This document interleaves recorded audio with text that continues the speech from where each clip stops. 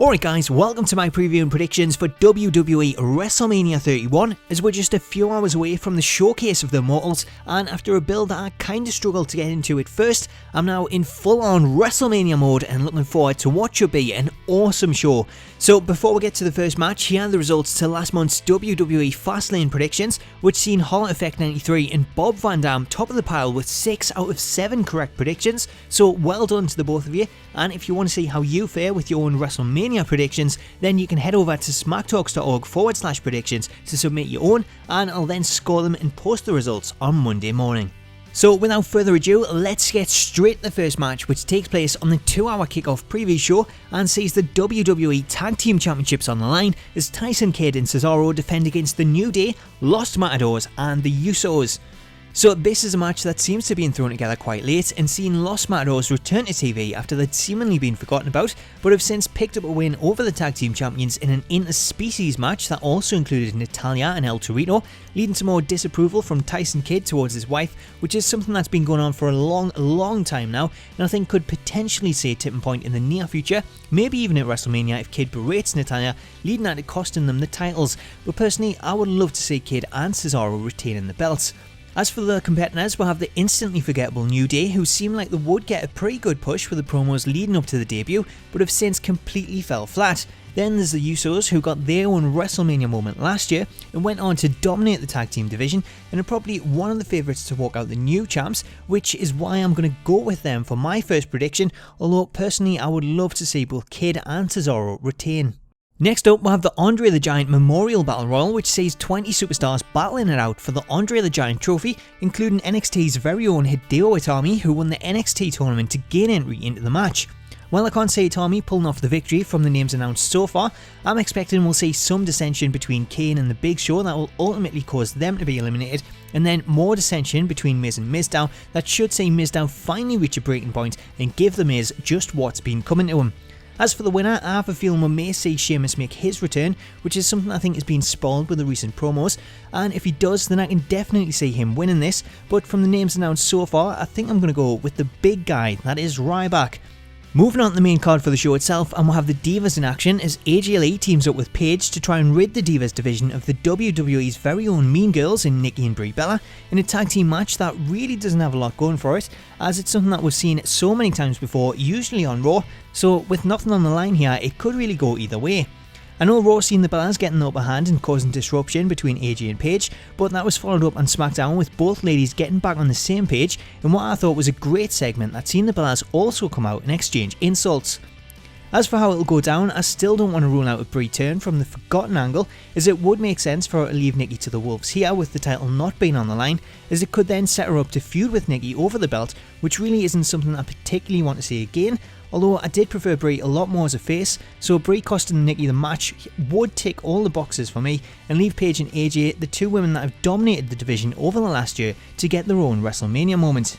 Next up, we'll have the Viper Randy Orton taking on Mr. Money in the Bank, the future of the WWE, Seth Rollins, in a match that I think will be one of the standout matches of the show, but again, with nothing on the line, then this could go either way. Personally, I was originally going to predict a win for Rollins, but I'm going to go with Randy Orton instead, as I can see Rollins potentially getting his own moment later in the night following the main event. So with this match, I'm going to go with a win for the Viper. The next match fittingly features Dolph Ziggler, as I have a feeling that this one will steal the show, as Dolph, Wade Barrett, Daniel Bryan, Stardust, Luke Harper, Dean Ambrose and R-Truth battle it out in a ladder match for the Intercontinental Championship. So this is one that I and a ton of others are really looking forward to, as I'm sure all the competitors will go all out to steal the show and take home the Ivory Enterprise in the first ladder match since Money in the Bank took place at Mania, and I have to say it's great to see a ladder match on the card, as it's something that really adds to the event, and over the years has created so many highlight reels from the likes of the Hardys, the Dudleys, Edge and Christian,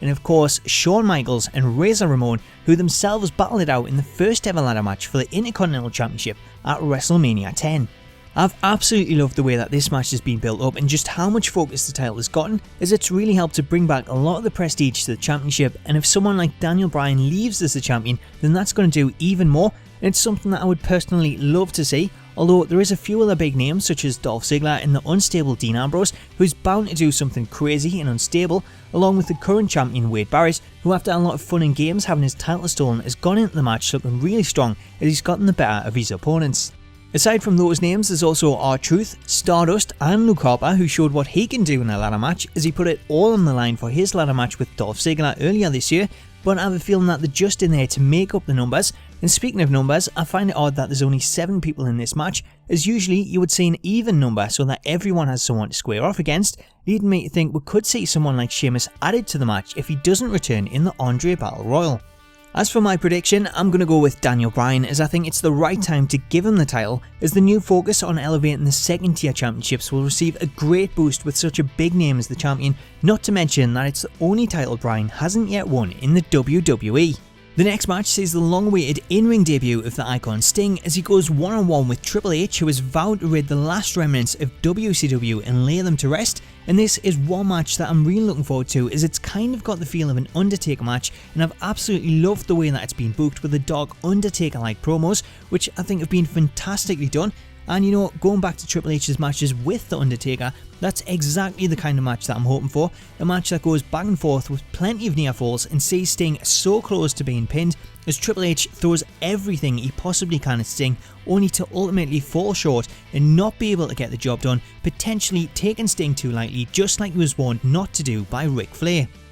As for Sting, it's going to be really interesting to see how he copes wrestling his first match in such a long time, but he appears to have gotten himself in a great shape, and I can see him coming through this easily and using it to show exactly what he can do, and then hopefully going on to wrestle more matches throughout the year sparingly at the big events. So in terms of the winner, I'm going to go with Sting, as I can see him getting the nod over Triple H here, and then maybe a potential rematch with more at stake further down the line at SummerSlam. The next match, much like the Intercontinental Championship match, could do wonders for the United States belt, as John Cena takes it upon himself to do what nobody else could and defeat the pride of Mother Russia, that is Rusev. So again, this just goes to show how much WWE are trying to elevate the United States Championship by booking Cena in this program with Rusev, who alongside Lana has been a huge success since making his debut on the main roster and got on to defeat so many superstars in his long unbeaten run rolling into WrestleMania. So this is a feud that is very old school in the way that it's been told, with Rusev being the outsider that has come in and started to take apart all of the American heroes,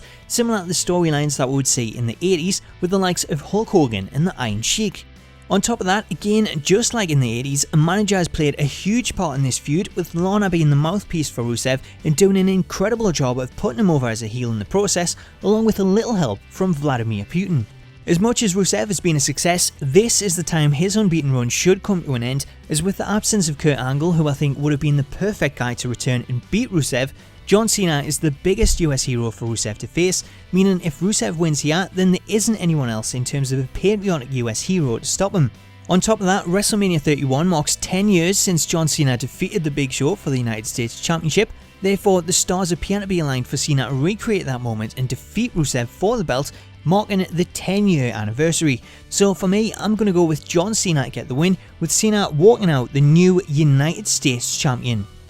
Next we have the return of the Dead Man, as The Undertaker rises once again in time for WrestleMania, following last year's bout with Brock Lesnar that left the entire world in shock as the Beast conquered the streak and became the one in 21-1. But surely the same can't happen this year, as Bray Wyatt takes it upon himself to stick the final nail in The Undertaker's coffin. If last year taught me anything, it's that you can never be too sure, although surely that's not going to happen again this year, right? I've absolutely loved the build up to this match, as Bray Wyatt is trying to get inside the head of The Undertaker and goad him into a match at WrestleMania. It's made fantastic viewing, with Wyatt trolling everyone at Fastlane when he came out of the coffin, all the way to the strike of lightning that left Bray's rocking chair in a pile of ash. It's been so well done, and the credit is all down to Bray Wyatt, who's had to carry this in the absence of The Undertaker, something that I wouldn't usually agree with, but I think it helps to get across that The Undertaker may not want to show his face after last year until Mania, when he can redeem himself, and that's something that I really expect to see. I don't know if this will be a classic, but I do expect it to be more of a classic Undertaker wrestling match, and less of a finisher-clad beatdown like it was last year, with Undertaker wanting to prove that he's still got it after everyone wrote him off as being done and past it last year. Add to that Bray will be willing to do everything he can to put on one hell of a match in what is without doubt his biggest match to date, and we should be in for a great match that tells the story of The Undertaker's redemption. My prediction, it's gotta be a win for The Undertaker in 22-1.